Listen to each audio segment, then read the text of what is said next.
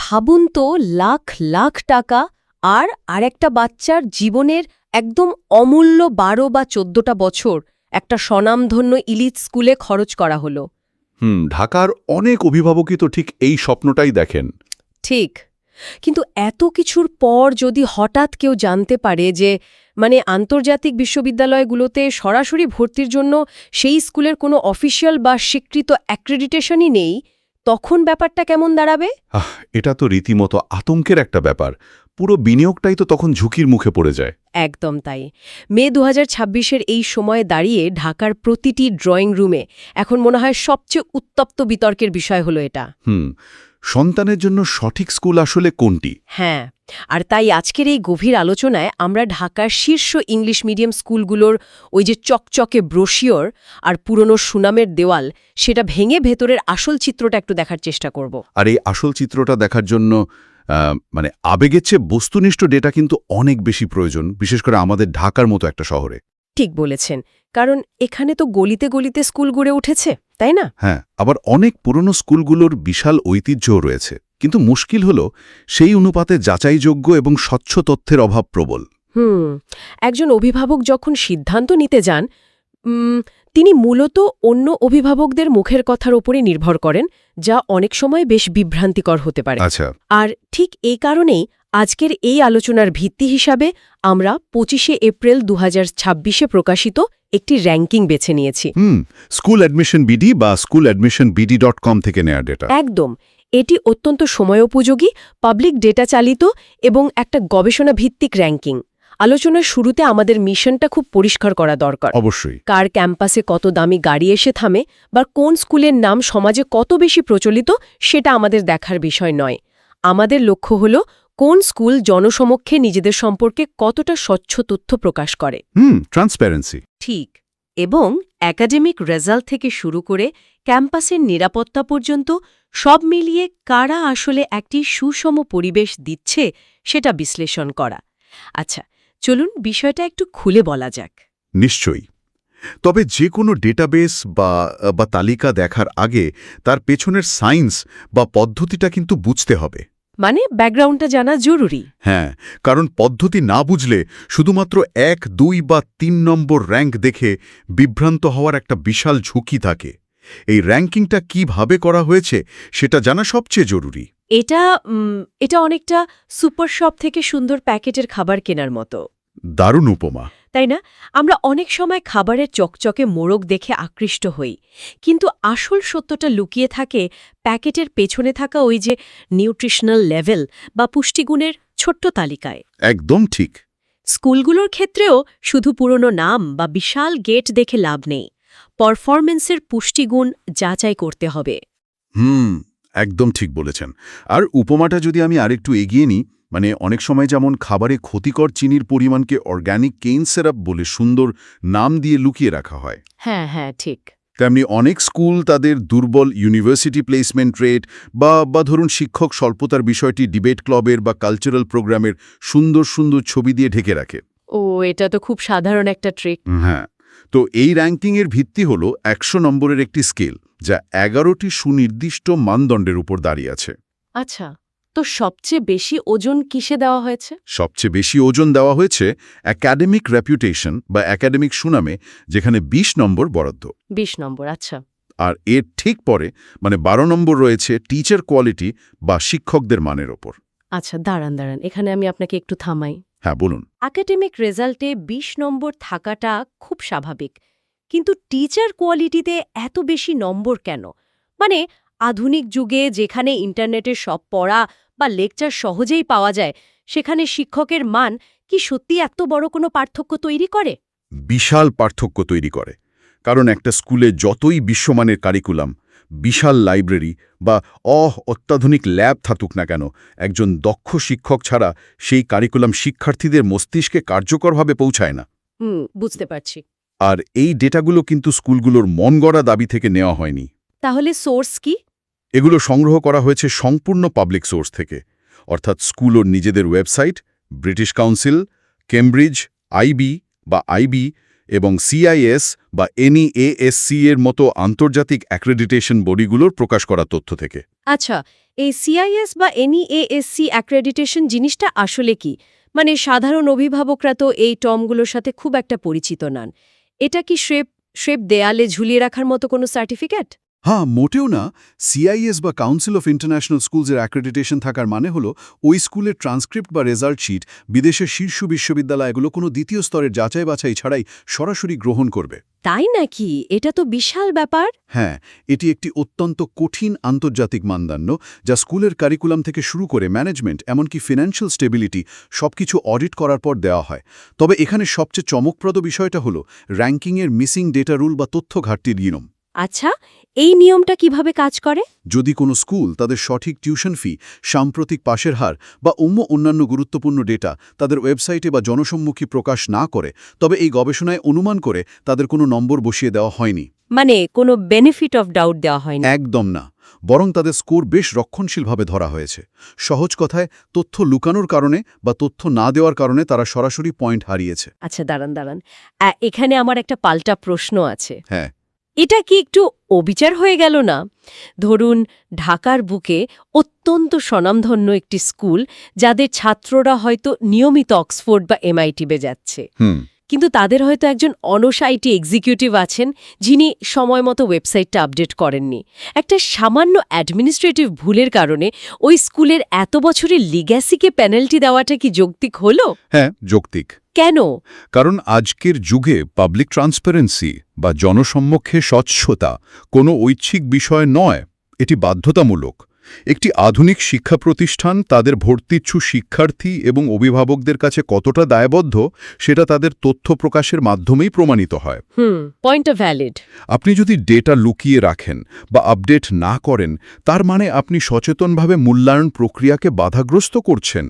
পুরনো দিনের সেই আমরা তো ভালো, আমাদের প্রমাণ দেওয়ার কি আছে, এই মানসিকতা এখন আর চলে না। হ্যাঁ, রাইট। এই র্যাঙ্কিং মূলত সেই প্রাতিষ্ঠানিক জবাবদিহিতাটাকেই মাপার চেষ্টা করেছে। বুঝতে পারলাম। আচ্ছা, নিয়মকানুন তো অনেক জানা হলো। এবার সেই স্কুলগুলোর কথা জানার পালা, যারা এই কঠিন মানদণ্ড পার হয়ে শীর্ষ 3-এ জায়গা করে নিয়েছে। হ্যাঁ, চলুন দেখি। র্যাঙ্কিংয়ের প্রথম স্থানে রয়েছে স্কলাস্টিকা, তাদের স্কোর ৮৮.৬। দ্বিতীয় স্থানে ইন্টারন্যাশনাল স্কুল ঢাকা বা আইএসডি, যাদের স্কোর ৮৭.৪, এবং তৃতীয় স্থানে স্যার জন উইলসন স্কুল, স্কোর ৮২.৮। এখন স্কলাস্টিকার কথা চিন্তা করলে প্রথমেই বিশাল এক ইতিহাসের কথা মাথায় আসে। কিন্তু শুধু ইতিহাস দিয়ে তো আর এখানে প্রথম হওয়া সম্ভব নয়। ঠিক কোন বিষয়টা তাদের এতগুলো স্কুলের মাঝে ১ নম্বরে নিয়ে গেল? স্কলাস্টিকা ১ নম্বরে এসছে মূলত তাদের অসাধারণ স্কেল এবং ভারসাম্যের কারণে। উত্তরা, মিরপুর, ধানমন্ডি, গুলশান, বনানী, মানে পুরো ঢাকা শহর জুড়ে তাদের উপস্থিতি। হ্যাঁ, ওদের শাখা তো সবখানেই। কিন্তু শুধু বড় বড় বিল্ডিং থাকলেই তো হবে না। তাদের custom build facility, dedicated teacher training program, চমৎকার স্টুডেন্ট সার্ভিসেস এবং অত্যন্ত শক্তিশালী একটি অ্যালুমনাই নেটওয়ার্ক পুরো সিস্টেমটাকে খুব শক্তভাবে ধরে রেখেছে। আচ্ছা। তবে আশ্চর্যের বিষয় হলো, এত বিশাল স্ট্রাকচার থাকার পরও তাদের বর্তমান ফিজ এবং শতভাগ পাশের হারের সুনির্দিষ্ট তথ্য পাবলিক ডেটায় খুব একটা স্পষ্ট ছিল না। ও, তাহলে তো মিসিং ডেটা রোল অনুযায়ী তাদের পয়েন্ট কমার কথা। তারপরেও ১ নম্বর কিভাবে হলো? পয়েন্ট কমেছেও। তাই? হ্যাঁ, কিন্তু অন্যান্য মানদণ্ডে, বিশেষ করে ইনফ্রাস্ট্রাকচার, এক্সট্রা কারিকুলার এবং ব্র্যান্ড ভ্যালুতে তাদের স্কোর এতটাই বেশি ছিল যে ওই ঘাটতিটা কভার হয়ে গেছে। সব মিলিয়ে তারা একটি পরিপূর্ণ ইকোসিস্টেম তৈরি করতে পেরেছে। অসাধারণ। এবার দ্বিতীয় স্থানে থাকা আইএসডি বা ইন্টারন্যাশনাল স্কুল ঢাকার কথায় আসি। তাদের স্কোর ৮৭.৪। তাদের শক্তির জায়গাটা তো মনে হয় একটু ভিন্ন। একেবারেই ভিন্ন। আইএসডির মূল শক্তি হল তাদের ফুল আইবি কন্টিনিউয়াম। আচ্ছা, আমি যদি এমন একজন অভিভাবক হই যিনি নিজে সাধারণ ন্যাশনাল কারিকুলামে পড়েছেন, তার কাছেই আইবি কন্টিনিউয়ামের মানেটা একটু পরিষ্কার করা দরকার। সাধারণ কেমব্রিজ বা এডেক্সেলের সাথে এর পার্থক্য ঠিক কোথায়? খুব সাধারণ ভাষায় বললে, কেমব্রিজ বা এডেক্সেল কারিকুলাম মূলত বিষয়ভিত্তিক গভীরতার উপর জোর দেয়। মানে সাবজেক্ট স্পেসিফিক। হ্যাঁ, অর্থাৎ কেউ যদি ফিজিক্স পড়ে, সে ফিজিক্সই গভীরভাবে পড়ছে। অন্যদিকে আইবি বা ইন্টারন্যাশনাল ব্যাকালরিয়েট হল একটি সামগ্রিক বা হোলিস্টিক ফ্রেমওয়ার্ক। আচ্ছা, ফুল কন্টিনিউয়াম মানে হলো একদম প্রাইমারি লেভেল থেকে শুরু করে ডিপ্লোমা প্রোগ্রাম পর্যন্ত পুরোটাতেই তারা একটি নির্দিষ্ট গবেষণা নির্ভর পদ্ধতি অনুসরণ করে। এখানে একজন অঙ্কে মেধাবী শিক্ষার্থীকেও কমিউনিটি সার্ভিস বা আর্টস নিয়ে কাজ করতে হয়। বাহ, বেশ ব্যালেন্সড একটা অ্যাপ্রোচ। একদম। আর সবচেয়ে বড় কথা, আইএসডির দাবি অনুযায়ী তাদের শতভাগ গ্র্যাজুয়েট আন্তর্জাতিক বিশ্ববিদ্যালয়ে চান্স পায়। এর সাথে ওই যে আগে বলছিলাম সিআইএস বা এনইএসি অ্যাক্রেডিটেশন, এসব মিলিয়ে তারা সত্যিকার অর্থেই আন্তর্জাতিক মানের একটা প্রিমিয়াম প্যাকেজ অফার করছে। বুঝতে পারলাম। আর তৃতীয় স্থানে থাকা স্যার জন উইলসন। স্যার জন উইলসন তৃতীয় স্থানে উঠে আসার পেছনে বড় ভূমিকা রেখেছে তাদের সাম্প্রতিক হাই অ্যাচিভার ডেটা বা ভালো রেজাল্ট করা শিক্ষার্থীদের স্বচ্ছ তালিকা। আর এর বাইরে তাদের সাঁতারকুলের 10 বিঘার বিশাল একটি ক্যাম্পাস আছে, সাথে সুইমিং পুল, 2000-এর বেশি শিক্ষার্থী এবং 208 জনের বেশি বিশাল একাডেমিক স্টাফ। এই ফিজিক্যাল স্পেস বা এত বড় ক্যাম্পাসের কথা বারবার আসছে, মানে ঢাকায় তো অনেক নামিদামি স্কুলই বড় বড় কমার্শিয়াল ভবনে চলছে। 10 বিঘার ক্যাম্পাস থাকাটা আসলে একজন শিক্ষার্থীর দৈনন্দিন জীবনে কতটা প্রভাব ফেলে? অনেক বড় প্রভাব ফেলে। যখন একটা বাচ্চা চার দেয়ালের বাইরে বিশাল মাঠে দৌড়ানোর সুযোগ পায়, তখন তার শারীরিক বিকাশের পাশাপাশি মানসিক চাপ বা স্ট্রেস লেভেলও কমে যায়। এটা তো খুব লজিক্যাল। হ্যাঁ, খোলা জায়গা শিক্ষার্থীদের সামাজিক দক্ষতা বাড়ায়। তারা দলবদ্ধভাবে কাজ করতে শেখে, যেটা একটা আবদ্ধ ভবনের করিডোরে দাঁড়িয়ে শেখা কোনোভাবেই সম্ভব নয়। জানেন, এই তিনটার প্রোফাইল শুনে আমার মাথায় একটা অদ্ভুত তুলনা আসছে। কি রকম? আইএসটি যেন একটি ইন্টারন্যাশনাল পাসপোর্ট, যা খুব সাবধানে ডিজাইন করা হয়েছে শিক্ষার্থীদের সরাসরি গ্লোবাল ইউনিভার্সিটিতে ল্যান্ড করানোর জন্য। দারুণ। আর অন্যদিকে স্কলাস্টিকা হল একটি সুপ্রতিষ্ঠিত লোকাল এম্পায়ার বা স্থানীয় সাম্রাজ্য, যার শেকড় ঢাকার প্রতিটি প্রান্তে এত শক্তভাবে ছড়িয়ে আছে যে এর নিজস্ব একটা আলাদা জগৎ তৈরি হয়েছে। চমৎকার বলেছেন। আর ঠিক এই কারণে অভিভাবকদের কারিকুলাম এবং নিজেদের ভবিষ্যৎ লক্ষ্যের ওপর ভিত্তি করে স্কুল নির্বাচন করতে হয়। আচ্ছা, এখানেই বিষয়টা আসলে দারুণ জমে উঠেছে, কারণ শীর্ষ 3-এর বাইরে ঢাকার সেই সব ঐতিহ্যবাহী স্কুলগুলোর অবস্থান কোথায়, যাদের নাম আমরা 90-এর দশক থেকে শুনে আসছি? হ্যাঁ, সেটাও একটা বড় প্রশ্ন। চলুন র্যাঙ্ক 4 থেকে 7-এর তালিকাটা দেখি। চতুর্থ স্থানে সানবিমস 82.1, পঞ্চম স্থানে ম্যাপল লিফ 81.9, ষষ্ঠ স্থানে মাস্টারমাইন্ড 79.1 এবং সপ্তম স্থানে আগা খান একাডেমি ঢাকা 78.8। আমার মনে হয় অনেক অভিভাবক যারা 90 দশকে বড় হয়েছেন তারা সানবিমসকে 4 নম্বরে দেখে রীতিমতো কালচারাল শকের শিকার হবেন। এত সিলেক্টিভ, এত বিখ্যাত একটা স্কুল কেন শীর্ষ 3-এ জায়গা পেল না? আমি জানি এটা মেনে নেওয়া হয়তো একটু কঠিন, কিন্তু ডেটা তো আর আবেগ বোঝে না। সেটা ঠিক। সানবিমস নিঃসন্দেহে ঢাকার অন্যতম সেরা একটি স্কুল। তাদের স্পোর্টস কালচার এবং অ্যালুমনাই নেটওয়ার্ক ঢাকার যে কোনো স্কুলের সাথে পাল্লা দেওয়ার মতো। অনেক এলিট পরিবারের প্রথম পছন্দই থাকে তারা। তো সমস্যাটা কোথায় হলো? সমস্যা হলো তাদের বর্তমান ফি এবং একদম সাম্প্রতিক ফুল পাস রেট অফিসিয়াল ফর্মে স্পষ্টভাবে দেয়া নেই। এই পাবলিক ট্রান্সপারেন্সি গ্যাপের কারণে ওই যে মিসিং ডেটা রুল তাদের স্কোর কনজারভেটিভ বা রক্ষণশীলভাবে ধরা হয়েছে। তার মানে দাঁড়াচ্ছে আপনি যত বড় ব্র্যান্ডই হন না কেন, যুগের সাথে তাল মিলিয়ে ডেটা ওপেন না করলে র্যাঙ্কিংয়ে টিকতে পারবেন না। একদম তাই। আচ্ছা, ম্যাপল লিফ আর মাস্টারমাইন্ডের মতো স্কুলগুলোর ক্ষেত্রেও কি একই কথা প্রযোজ্য? ম্যাপল লিফ তো সেই 1972 সাল থেকে ঢাকার বুকে মাথা উঁচু করে দাঁড়িয়ে আছে। ঠিক। ম্যাপল লিফ ঢাকার সবচেয়ে পুরনো ইংলিশ মিডিয়াম ব্র্যান্ডগুলোর একটি। তাদের ডুয়াল বোর্ড অ্যাক্রেডিটেশন অর্থাৎ ক্যামব্রিজ এবং এডেক্সেল উভয়েরই স্বীকৃতি আছে, যেটা অনেক অভিভাবককে ভরসা দেয়। হ্যাঁ, আর মাস্টারমাইন্ডের কথা বললে আলাদাভাবে তাদের ডিবেট এবং MUN বা মডেল ইউনাইটেড নেশনসের বিশাল কালচারের কথা বলতেই হবে। আচ্ছা, এই MUN এর ব্যাপারটা ইদানিং খুব শোনা যায়। এটা আসলে একজন শিক্ষার্থীর জীবনে কি কাজে আসে? MUN হল জাতিসংঘের বিভিন্ন অধিবেশনের একটি সিমুলেশন বা ছায়া মডেল। শিক্ষার্থীরা সেখানে বিভিন্ন দেশের প্রতিনিধি হিসেবে আন্তর্জাতিক সমস্যা নিয়ে বিতর্ক করে সমাধান খোঁজে। ও আচ্ছা। এর ফলে তাদের মধ্যে নেগোসিয়েশন স্কিল, পাবলিক স্পিকিং এবং ডিপ্লোমেসি তৈরি হয়। শুধু বইয়ের পাতায় পড়ে তো আর লিডারশিপ শেখা যায় না, এ ধরনের প্র্যাকটিক্যাল প্ল্যাটফর্ম দরকার হয়। বুঝতে পারলাম। আচ্ছা, এই ঐতিহ্যবাহী ক্যামব্রিজ বা এডেক্সেল স্কুলগুলোর পাশে ৭ নম্বরে থাকা আগা খান একাডেমির মডেলটা কিন্তু একদম ভিন্ন মনে হচ্ছে। পুরোপুরি ভিন্ন। আগা খান একাডেমি কুড়াতলিতে ২০ একরের একটি সুবিশাল এবং অত্যন্ত সুরক্ষিত ক্যাম্পাস নিয়ে কাজ করছে। ২০ একর? বাপরে! হ্যাঁ, এবং তারা মেধাভিত্তিক বা মেরিট বেসড অ্যাডমিশনে জোর দিচ্ছে।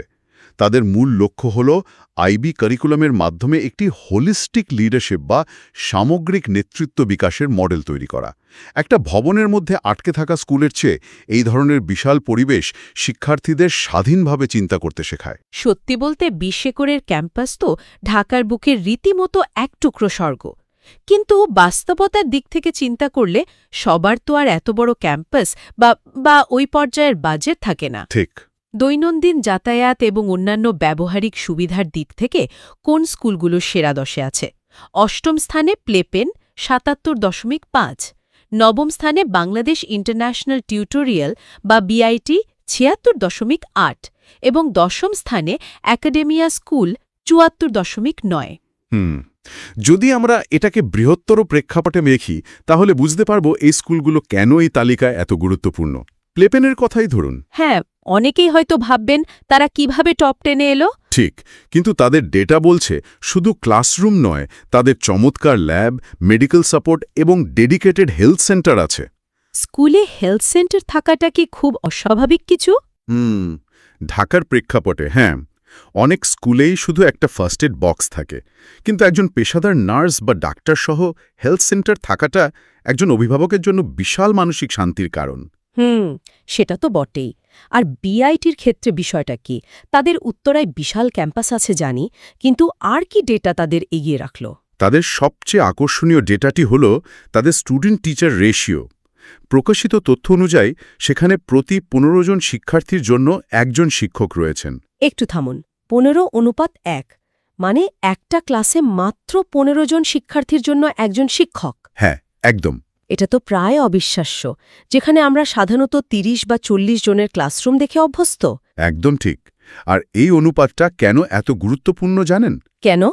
ধরুন অঙ্কের ক্লাসে কোনো একটা বাচ্চা একটা নির্দিষ্ট সমীকরণ বুঝতে পারছে না। ৩০ জনের ক্লাসে সেই বাচ্চাটা পেছনে বেঞ্চে নিজেকে লুকিয়ে ফেলতে পারে, শিক্ষক টেরই পাবেন না। হারিয়ে যায় ভিড়ের মধ্যে। কিন্তু ১৫ জনের ক্লাসে শিক্ষকের নজর এড়িয়ে যাওয়া অসম্ভব। শিক্ষক খুব দ্রুত দুর্বলতাটা ধরতে পারেন এবং মিড টার্মের আগেই তাকে সাহায্য করতে পারেন। চমৎকার একটা পয়েন্ট। আর ১০ নম্বরে থাকা একাডেমিয়া, তাদের তো অন্যান্য ঐতিহ্যবাহী স্কুলগুলোর মতো এত পুরনো ব্র্যান্ড ভ্যালু বা ইতিহাস নেই। বিশাল ব্র্যান্ড ভ্যালু হয়তো নেই, কিন্তু তাদের একাধিক ক্যাম্পাস থাকার কারণে শহরের বিভিন্ন জায়গার মানুষের জন্য তাদের কাছে পৌঁছানো খুব সহজ। মানে অ্যাক্সেসিবিলিটি। হ্যাঁ, এছাড়া তারা তাদের ওয়েবসাইটে ক্লাসের সাইজ, ক্লাবের তথ্য, এমনকি ডিবেট রেকর্ড পর্যন্ত খুব স্বচ্ছভাবে প্রকাশ করেছে। অর্থাৎ শুধুমাত্র ট্রান্সপারেন্সি এবং অ্যাক্সেসিবিলিটি দিয়েই যে টপ টিয়ারে পৌঁছানো যায়, একাডেমিয়া তার বড় প্রমাণ। তাহলে এই সব কিছুর মানে কি দাঁড়াচ্ছে? আমরা চমৎকার কিছু ডেটা দেখলাম, সেরা 10টি স্কুলের নাম জানলাম। ১ নম্বর র্যাঙ্কিংয়ে থাকা স্কুলটি হয়তো সবার জন্য সেরা ফিট নাও হতে পারে। কেন এই কথা বলা হলো? একজন অভিভাবক যখন এই তালিকাটা দেখছেন, তার আসলে কি বিবেচনা করা উচিত? একজন অভিভাবকের এই র্যাঙ্কিংটাকে চূড়ান্ত বেদবাক্য হিসেবে নেওয়ার কোনো কারণ নেই। প্রথম যে বিষয়টিতে নজর দেওয়া উচিত তা হল কমিউট বা যাতায়াতের সময়। ঢাকা ট্রাফিক। একদম। ঢাকার ট্রাফিকের বাস্তবতায় একটি বাচ্চাকে যদি প্রতিদিন সকালে ১.৫ ঘণ্টা এবং বিকেলে ১.৫ ঘণ্টা জ্যামে বসে কাটাতে হয়, তবে সেই স্কুলের কারিকুলাম যতই বিশ্বমানের হোক না কেন, বাচ্চাটা এতটাই ক্লান্ত হয়ে পড়বে যে তার মানসিক এবং শারীরিক বিকাশ সেখানেই থমকে যাবে। এটা ভীষণ বাস্তব একটা সমস্যা। যানজটের কারণে এনার্জি লেভেল 0 হয়ে গেলে তো ক্লাসে মনোযোগ দেওয়া অসম্ভব। এরপর আর কি দেখতে হবে? Curriculum fit. যেমনটা বলছিলাম, ক্যামব্রিজে পড়ার ধরন আর আইবির ধরন সম্পূর্ণ আলাদা। বাচ্চার শেখার প্যাটার্নটা বুঝতে হবে। আর সবচেয়ে ভয়ঙ্কর যে ফাঁকটা থাকে সেটা হলো বাজেটের স্থায়িত্ব, মানে লং টার্ম খরচ। হ্যাঁ, অনেকেই শুধু অ্যাডমিশন ফিটা দেখেন, কিন্তু এরপর প্রতি বছরের টিউশন ফি, ইনফ্লেশন বা মুদ্রাস্ফীতির কারণে ফি বৃদ্ধি, ট্রান্সপোর্টেশন, ক্লাবের খরচ, ইন্টারন্যাশনাল পরীক্ষার রেজিস্ট্রেশন ফি, সব মিলিয়ে ১২-১৪ বছরের একটা লং টার্ম বাজেট টেকসই হবে কিনা সেটা আগে থেকে হিসাব না করলে মাঝপথে গিয়ে বড় ধরনের বিপদে পড়তে হয়। এই পুরো বিষয়টা আমার কাছে মনে হচ্ছে যেন গাড়ি কেনার মতো। সেটা কেমন? ধরুন, ইঞ্জিনের ডেটা বিশ্লেষণ করে দেখা গেল একটা ফেরারি হচ্ছে বিশ্বের ১ নম্বর গাড়ি, কিন্তু যার বাড়ি যাওয়ার রাস্তাটা কাঁচা বা কর্দমাক্ত, তার জন্য ওই ফেরারি গাড়িটা আক্ষরিক অর্থেই একটা বোঝা। হ্যাঁ, তার বরং একটা মজবুত জিপ গাড়ি দরকার। অর্থাৎ র্যাঙ্কিংয়ের চেয়ে ফিট হওয়াটা বেশি জরুরি। একদম নিখুঁত উপমা। আর জিপ গাড়িটা যে শুধু রাস্তার খানাখন্দ সামলাবে তা নয়, বরং লং ড্রাইভে আপনাকে একটা রিলায়েবল সাপোর্ট দেবে। ঠিক। কারণ শিক্ষাজীবন ১২-১৪ বছরের একটা ম্যারাথন, কোনো স্প্রিন্ট নয়। আর এই আর্টিকেলের শেষে একটি ডিসক্লেমার আছে যা এড়িয়ে যাওয়ার কোনো উপায় নেই। কি সেটা? এই র্যাঙ্কিং সম্পূর্ণভাবে ডেটা চালিত। এটি কোনো অনসাইট অডিট নয়। কেউ সশরীরে গিয়ে দেখেনি ক্লাসরুমের পরিবেশ কেমন। এটা তো ডেটা দিয়ে মাপা যায় না। একদম না। একজন শিক্ষক তার শিক্ষার্থীদের সাথে কতটা বন্ধুভাবাপন্ন বা বুলিং রোধে স্কুলটির মাঠ পর্যায়ের পদক্ষেপ কতটা কার্যকর, সেই সূক্ষ্ম গুণগত বিষয়গুলো কিন্তু ডেটায় ধরা পড়ে না। তাই এটাকে স্কুল নির্বাচনের প্রথম ধাপ বা ডিসিশন স্টার্টিং পয়েন্ট হিসেবে নেওয়া উচিত, শেষ ধাপ নয়। খুবই গুরুত্বপূর্ণ একটা আলোচনা হলো আজ। শুধুমাত্র কার নাম বেশি শোনা যায় বা পুরনো ইতিহাস ঘাটার অন্ধ অনুকরণ থেকে বেরিয়ে এসে ডেটা, স্বচ্ছতা, কারিকুলাম এবং দৈনন্দিন সুবিধার ভিত্তিতে আমরা ঢাকার ইংলিশ মিডিয়াম স্কুলগুলোর একটি পরিষ্কার চিত্র তুলে ধরার চেষ্টা করেছি। হ্যাঁ, আর এটি একটি গুরুত্বপূর্ণ প্রশ্ন তুলে ধরে। বলুন। আমরা দেখতে পাচ্ছি এই র্যাঙ্কিং পরিমাপ করেছে একটি স্কুল জনসম্মুখে কি ডেটা প্রকাশ করে। ওয়েবসাইট, অ্যাক্রেডিটেশন, রেশিও সবই মাপা গেছে। হ্যাঁ, সবই ডেটা। কিন্তু সোর্স নিজেই তো স্বীকার করেছে যে ডেইলি প্যাস্টোরাল ওয়ার্মথ বা প্রতিদিনের সেই স্নেহশীল পরিবেশ এই ডেটায় মাপা সম্ভব নয়। ঠিক। তাহলে ভাববার বিষয় হল, যখন শিক্ষার মান যাচাই করার জন্য সমাজ ডেটা এবং র্যাঙ্কিংয়ের ওপর এতটাই নির্ভরশীল হয়ে পড়ছে, তখন কি সেই অদেখা মানবিক গুণগুলো হারিয়ে যাওয়ার একটা ঝুঁকি তৈরি হচ্ছে না? গভীর একটা পয়েন্ট। একটি স্কুলকে তো সত্যিকার অর্থে সেরা করে তোলে তার মানবিক পরিবেশ, শিক্ষকের আন্তরিকতা। ডেটা কি আসলেই কখনো একটি স্কুলের আত্মা বা সোলকে পরিমাপ করতে পারবে? অসাধারণ একটি প্রশ্ন। সত্যি, ডেটা হয়তো আমাদের পথ দেখাতে পারে, আমাদের অন্ধত্ব দূর করতে পারে, কিন্তু একটি শিক্ষা প্রতিষ্ঠানের আসল প্রাণ লুকিয়ে থাকে তার ক্লাসরুমের ভেতরের সেই অদৃশ্য ভালোবাসায়। এই ভাবনার জায়গাটি উন্মুক্ত রেখেই আজকের এই গভীর আলোচনা এখানেই শেষ করছি। নতুন কোনো বিষয় নিয়ে আরও গভীরে যাওয়ার অপেক্ষায়। ভালো থাকবেন।